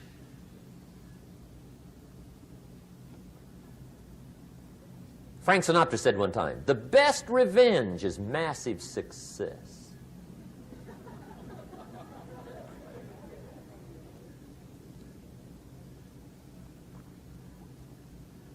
Hey, get you a long enough list of reasons so that after tonight you never lack for inspiration. You might not have all the answers right away, but you can get the answers if you can get the reasons. Now, let me give you a little simple formula for goal setting. Okay? We take 2.5 hours on the weekend for the whole 10-year plan. We don't have time for that tonight. But let me get you started with a little simple formula Mr. Schoaf gave me. And maybe this will be helpful. First of all, I've divided goals into two parts. First is long range. Long range goals. That's your dreams. Your dreams for the next 3, 5, 10, 20, 30, 40 years. Actually, the rest of your life. Your dreams. You've got to keep dreaming. Ronald Reagan, president, said to the joint session of Congress a few weeks ago, the Republic is a dream. And if we don't keep dreaming, we will lose the Republic. Your better future is a dream for yourself and for your family. Where do you want to go? What do you want to do? What do you want to be? What do you want to see? You've got to dream dreams. There's a Bible phrase that says, without dreams and visions, people perish. You've got to have something to go for that inspires the heart and the soul. Dreams. From the children of Sanchez, it says, take the crumbs from starving soldiers, they won't die. Take the bread from hungry children, they won't cry. But without dreams, we all will die. You've got to dream. Don't lose your dreams for yourself, for your future, for your family. The dreams of love and enterprise and travel and doing things, becoming something unique on your journey here. Don't lose your dreams. Do some dreaming. That's long-range goals. You've got to have those. So that's number one. Here's the second part of goals, short range. Short-range goals. That's your goals for tomorrow, this week, this month, this year, the immediate future. We call these confidence builders. Because if you set up something short-range, go for it, get it, latch onto it, work hard, accomplish it. That starts building your strong feelings to go for your dreams. Now, I've divided goals into 3 categories. Here they are. Number 1 is economic. That's your goals for money, income, business, profits, production. Economics. Make sure you've got your economics well planned. Economics plays a major role in everybody's life. Economics is major, which means it ought to be meticulously well planned for tomorrow, this week, this month, this year, long range. What if you asked somebody tomorrow if you could see their meticulously well-planned list of economic goals? What would they probably say? They'd say, you some kind of a nut? You must be weird. Hey, I found out what success is. Success is doing what the failures won't do. Make sure you've got your economics well planned. It'll put you in the top 5%. One of the key little subjects we talk about on the weekend is the 7 fundamentals for wealth and happiness. And that's one of them, well-planned economics. It's a fundamental if you want to do well. Join the top 5%. Anybody in this room can join the top 5%, if you will. Okay. Now here's the second category of goals, things. Make a list of the things you want. And on my list of things, now I put everything. Little things as well as major things. Doesn't matter how small it is, it goes on my list. I used to just put major things, cars, homes. I don't do that anymore. I now load my list with everything. Everything. And the reason is, part of the fun of having a list is checking it off. That's it. Boy, at the end of the day, if you can go, got it, got it, got it, got it, got it, got it, whatever it is, right? You get into the habit. So load up your list, the things you want. Now, when you check off something major, celebrate. That's an important point to make. Celebrate your achievements. Live it up. Have a party when you reach something you've worked for a while. See, we all grow from two experiences. One is called the pain of losing. The other one is called the joy of winning. We need both of them. Amplify them as much as you can, which also means make losing painful. If you set up something, fooled around, didn't get it, put it on yourself. On the other side, if you did get it, congratulate yourself. Self-congratulations is a sign of maturity. Seeking congratulations is a sign of immaturity. But hey, winning and losing, see, that's what it's all about. That's the name of the game. Now, some people lead such mediocre lives, at the end of the day, they don't know whether they're winning or losing. They got no clue. Guy's just going through the day with his fingers crossed. There's a better way. Okay, here's the third category of goals, personal development. Put those goals together. Personal development goals. That's your goals to be stronger, more decisive, be a speaker, be a leader, learn a language, all kinds of skills. Okay? The whole weekend seminar was designed to improve all your skills so that you walk away more skillful. And that's what you want, the personal development skills. That's what attracts, that's what brings good things to your life, the person you become more skillful. Now, this is quite a package to work on. Economics, things, personal development. For tomorrow, this week, this month, this year, long range. Okay? That'll get you started. Now, here's the simple formula for setting goals. It goes like this. A, work on your goals. That's step one. Work on them. And I put the word work there deliberately. Setting goals is plain hard work. I don't want to kid you. We haven't come here tonight to kid each other. It's work. I know it's work. That's why a lot of people just let it slide. It's work. Many people work hard on their job, but they don't work hard on their future.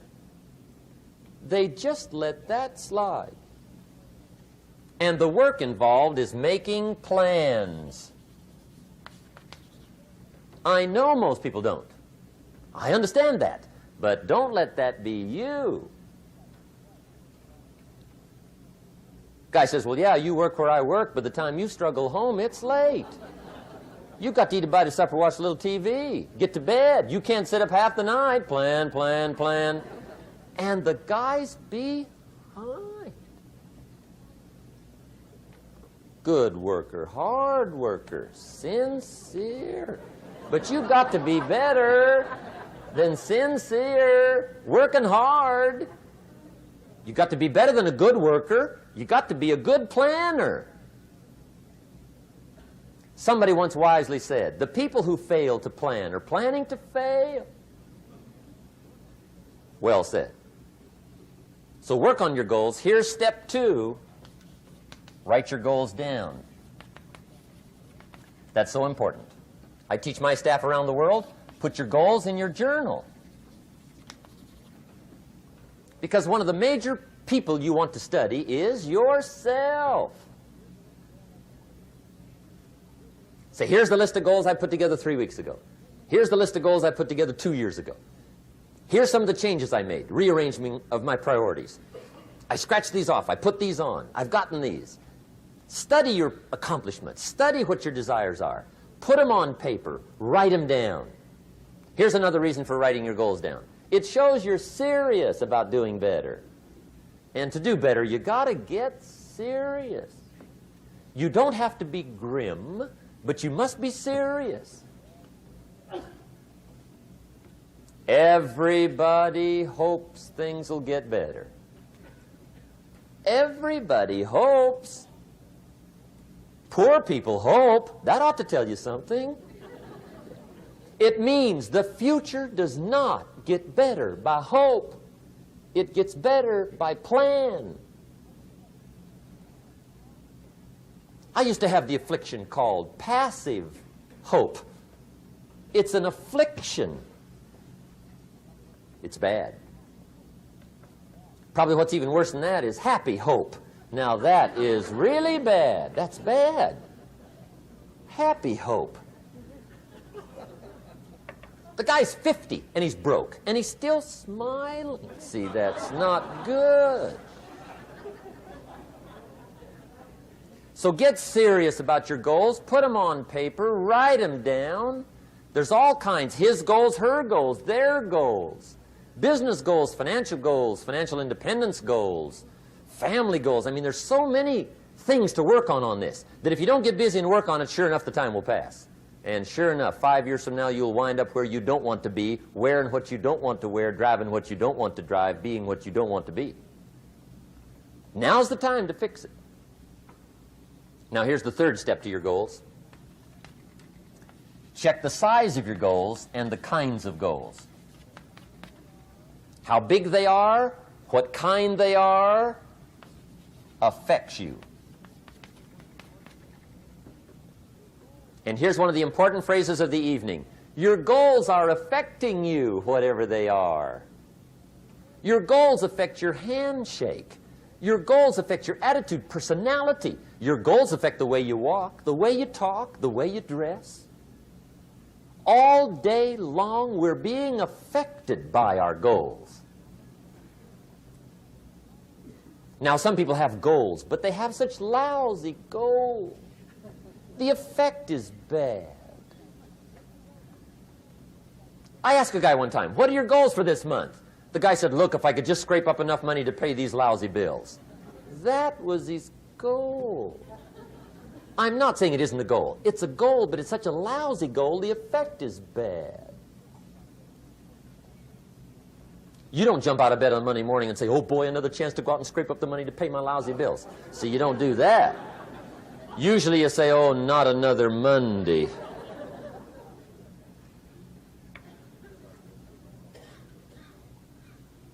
And some people have so given up on life, they have joined the thank God it's Friday club. How sad. Surely those are the same people, when life is over for them, will say, thank God it's over. Let me give you a Bible philosophy that teaches how to get whatever you want. That's the title of the next set of notes. How to get whatever you want. From the Bible. Now again, I'm an amateur when it comes to the Bible. I'm not a pro. But this I can quote, and I think that'll be sufficient. How to get whatever you want. Here's what it says if you're ready. It says, ask,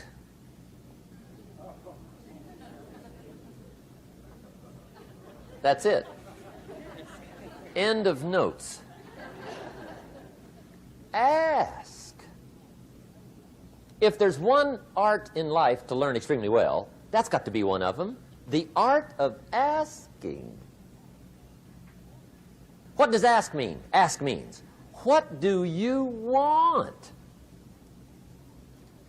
And the formula is staggering. It says ask and what? A guy ought to look into that.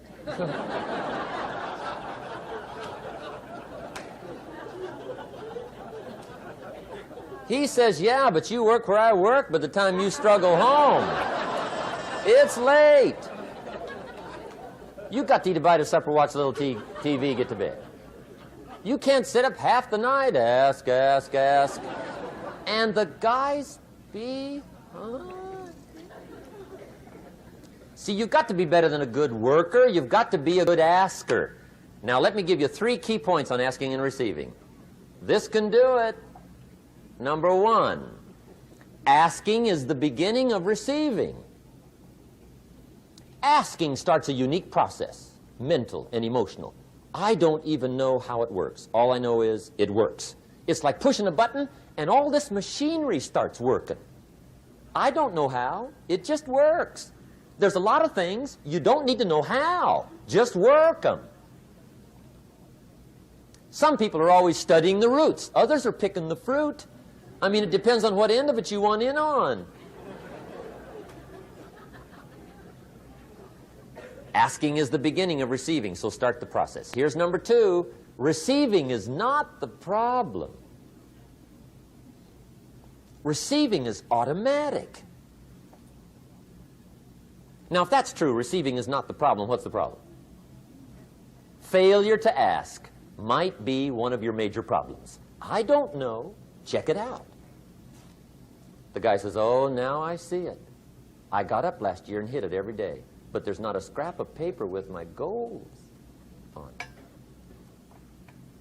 Good worker, poor asker. So you've got to change that. Here's number 3. Receiving is like the ocean. There's plenty, especially in California. It's like an ocean here.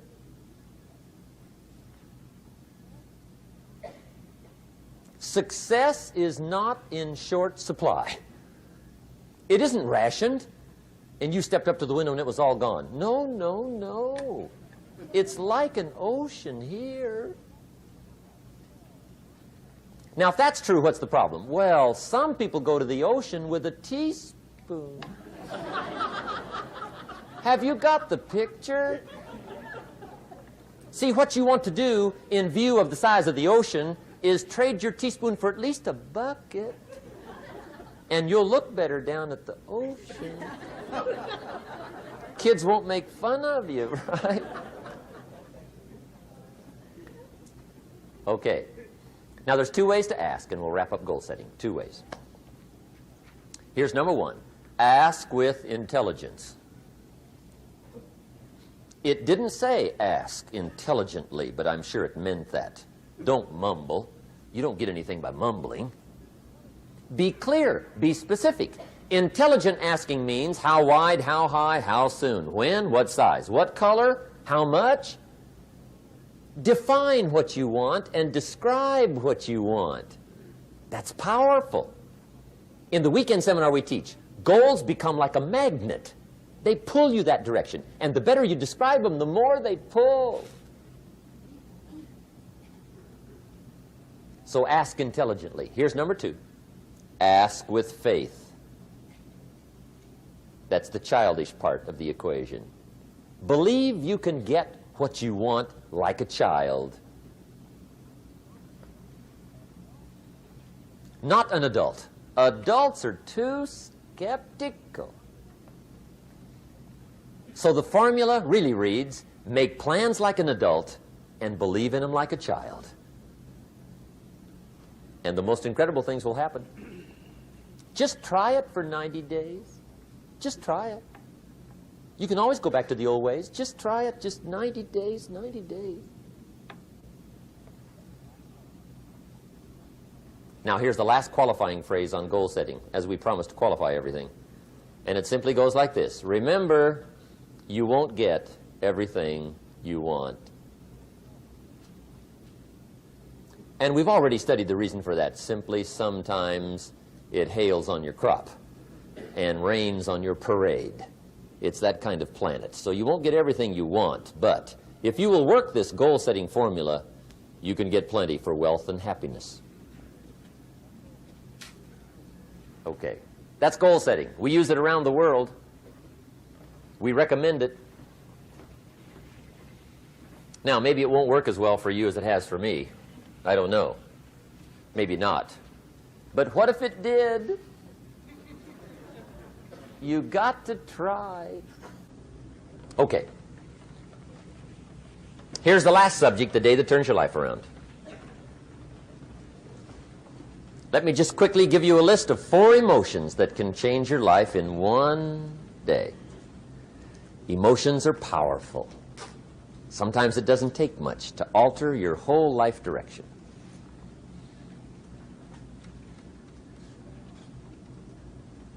Okay, here they are. Number 1, disgust. Powerful emotion.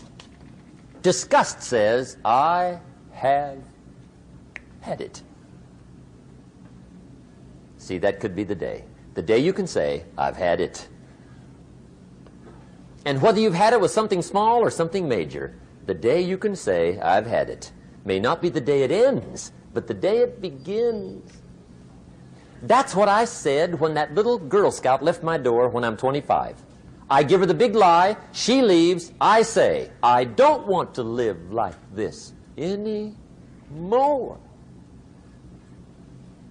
I've had it with lying and being broke. Powerful day. The man's finally had it with mediocrity. He's had it with being a loser. He's finally had it with those awful sick feelings inside, knowing his wife is at the grocery store looking at 2 cans of beans, one marked 37 cents, one marked 39 cents. And the guy sick inside knows his wife's going to buy the 37-cent can, and she doesn't even like the brand. Do you know why she's going to buy the 37-cent can? To save 2 cents. The guy sick inside finally says, I've had it. Being on my knees in the dust looking for pennies, we're not living like this anymore.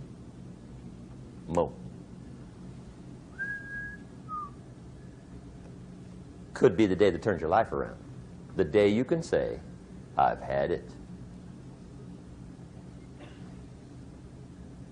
He walks into his closet and rips everything in it to shreds and says, I've worn this embarrassing stuff for the last time. And not only will I never wear it again, no one else will ever wear it again. Commit an act that says, I've had it. Powerful. Here's the next one, decision. And decision-making is powerful. And it's emotional. That's those knots in the pit of your stomach, right? Waking up in the middle of the night in a cold sweat, trying to decide. We sometimes call it inner civil war. What shall I do? Well, for progress, you must decide. The best advice I can give you came from a wealthy friend of mine who said, if it's easy, do it easy. If it's hard, do it hard. Just get it done.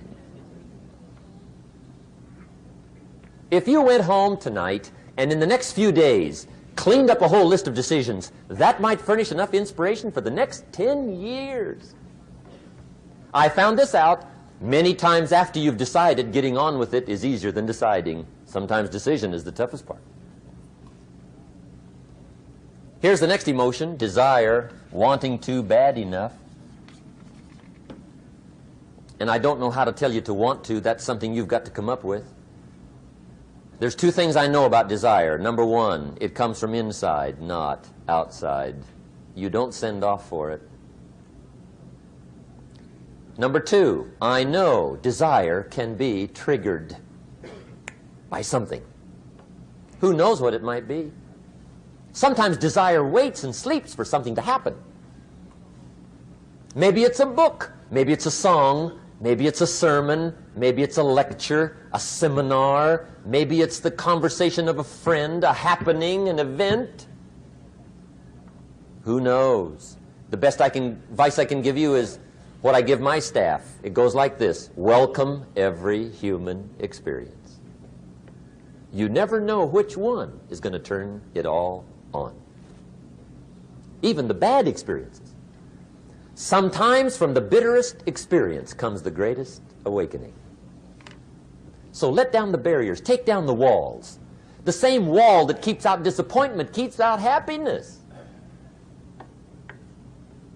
Let life touch you. Don't let it kill you, but let it touch you. Here's the last one. This one's powerful. Resolve. Resolve says, I will. Two of the most powerful words in the language. I will. Benjamin Disraeli once said, nothing can resist a human will that will stake even its existence on the extent of its purpose. Shortly put, I'll do it or die. See, that's powerful. That could be the day that turns your life around. The world has a strange way of stepping aside when somebody says, I'll do it or die. The man says, I will climb the mountain. They've told me it's too high, it's too far, it's too rocky, it's too difficult, it's never been done before, but it's my mountain, I will climb it. Pretty soon you'll see me waving from the top. Or dead on the side, because I ain't coming back.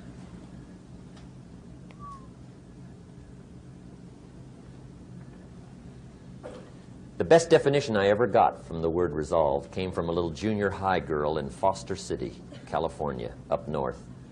I'm talking to the junior high kids one day. I love to ask kids definitions. They come up with beauties.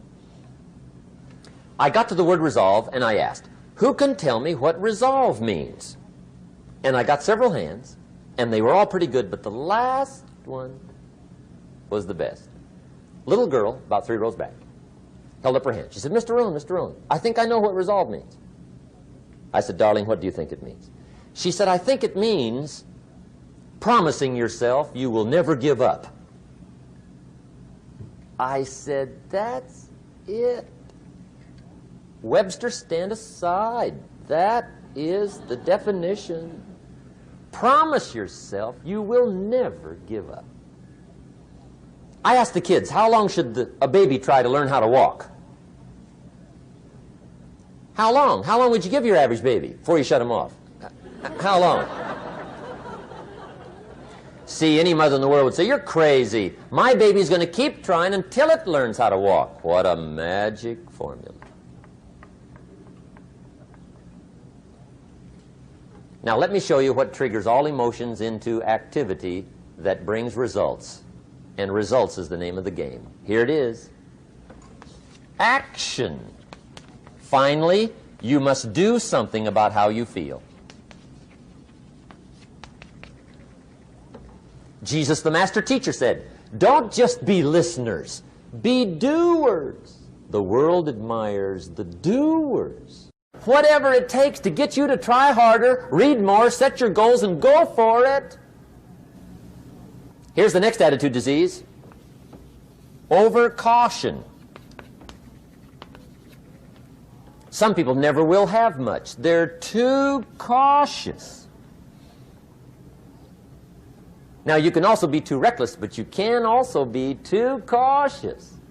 This is called the timid approach to life. And my caution was always the risk. Risk used to drive me right up the wall. I used to say, what if this happens? It's called the language of the poor. What if this happens? And on top of that, if this was to happen, look at the fix I'd be in. I better not try. I could always ace myself out. Then I'll tell you what changed my whole life when I finally discovered it's all risky. The minute you were born, it got risky. If you think trying is risky, wait till they hand you the bill for not trying. If you think investing is risky, wait till you get the tab for not investing. See, it's all risky. Getting married is risky. Having children is risky. Going into business is risky. Investing your money is risky. It's all risky. I'll tell you how risky life is. You're not going to get out alive. That's risky. The Englishman says, well, if that's the way it's going to work out, let's give it a go. Right, that's what it's for. Give it a go. Somebody says, yeah, but I'm looking for safety and security. Fine, then huddle in a corner. We'll cover you with a sheet, bring you 3 meals a day. And we'll protect you, feed you, look after you, care for you. We won't let anything happen to you. And you'll probably live to be 100. The guy said, well, yeah, I'd live to be 100. But what a way to live. Right. What a way to live, safe and secure. Don't ask for security. Ask for adventure. Better to live 30 years full of adventure than 100 years safe in the corner. And see, it's not important how long you live. What's important is how you live. Here's the next attitude disease. We're almost through with this motley list. In fact, we're almost through. Hang on. The next one is pessimism. Pessimism, the deadly disease of always looking on the bad side, the problem side, the difficult side, checking all the reasons why it can't be done. The poor pessimist leads an ugly life. He doesn't try to figure out what's right. He tries to figure out what's wrong. He doesn't look for virtue. He looks for faults. And when he finds them, he's delighted. How ugly. This is the poor guy who looks through the window, doesn't see the sunset. He sees the specks on the window.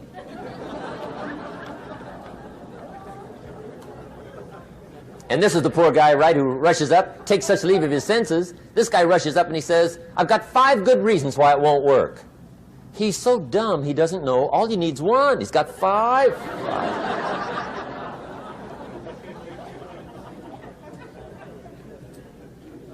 To the pessimist, the glass is always half empty. To the optimist, the glass is half full. Why would the same measure affect people 2 different ways? Answer, it all depends on how you look at it. Our lives are mostly affected by the way we think things are, not the way they are. The way we think they are affects us most. There's a subject we don't have time to get into tonight called better thinking habits. One of the major things Shove taught me when I met him, he said, poor thinking habits keeps most people poor. Not poor working habits. Most people work hard, but they don't think hard. And Shove taught me that the mind is like a factory, a mental factory. And whatever you think about all day long pours ingredients into this mental factory. And that's what builds the economic, social, financial fabric of your life. He quoted me a Bible phrase that says, as you think, so you become. How awesome. When he talked about poor thinking habits, he had me. I used to start the day reading the morning newspaper. I mean, you can believe that or not. I'd get a cup of coffee and read the paper. I'd load up on wars and riots and murders and stabbings and killings and bank robberies and muggings and car wrecks and tragedies. I'd even read the back pages. I seem to like that stuff for some weird reason. I'd load up on all that, and then I'd start the day. You can imagine the kind of days I used to have. You walk around on your financial knees. They call you economic peewee.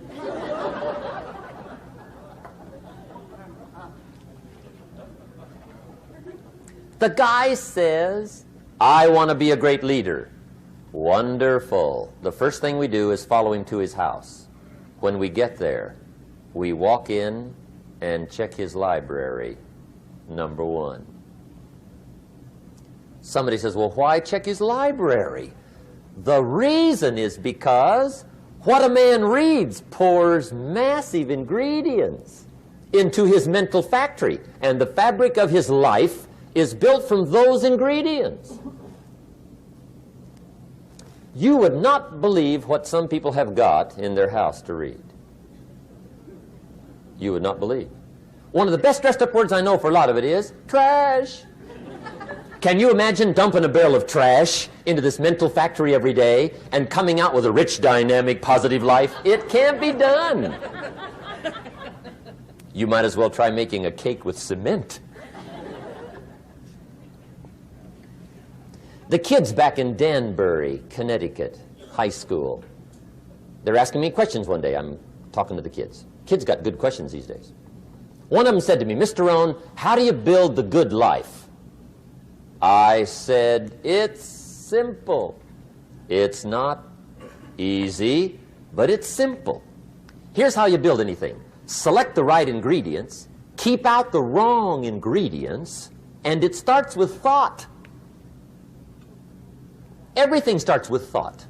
So you must be wise and careful what you think about, because that starts everything. You got to be wise and careful. I asked the kids, what would happen if somebody dropped sugar in my coffee? They said, well, you'd be okay. I said, what if somebody dropped strychnine in my coffee? They said, well, you'd be dead.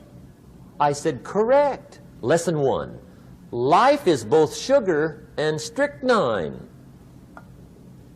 You gotta be careful.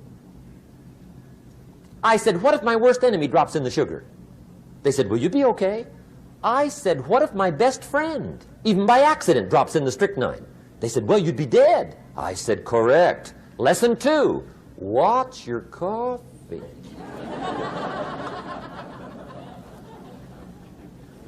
You got to be careful. See, it doesn't matter who hands you the bad stuff. It doesn't matter where you get the bad stuff. It'll still do its damage on your bank account, wherever you get it. Mr. Schoaf gave me one of the greatest phrases when I first met him when he said, Jim, every day stand guard at the door of your mind. How important. Stand guard at the door of your mind. And you decide what goes into your mental factory. Don't let anybody just dump anything they want to in your mental factory, because you've got to live with the results. Okay, here's the last disease, and we're through with this list. In fact, we're almost through. Hang on. The last subject is very brief. The last disease, but this one is deadly. Engage in this one, indulge in it even slightly, and you might as well forget the future, because it's going to forget you. Complaining, crying, whining, griping, a Bible word called murmuring. See, that'll ace your future. Spend 5 minutes complaining, and you have wasted 5. And you may have begun what's known as economic cancer of the bone.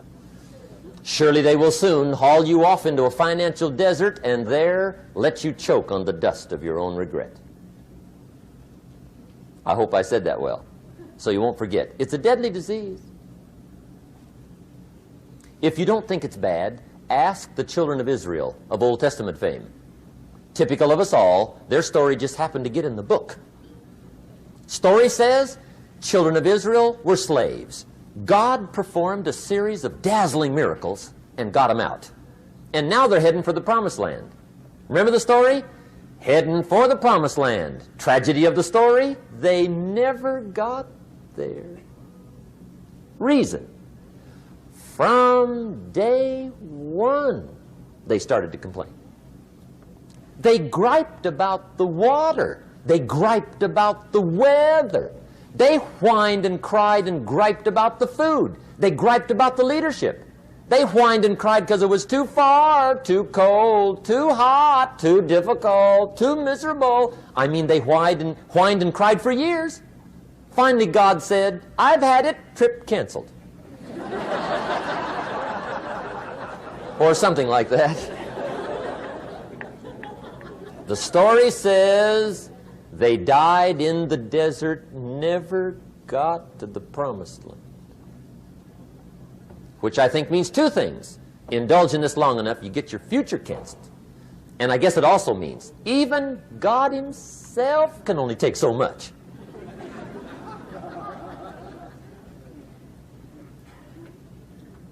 Okay. Just be on the lookout of the things that can destroy all the good you start. The war is on. And this evening, tomorrow, mentally, personally, socially, economically, you got to make sure you're winning the war. And this is part of it.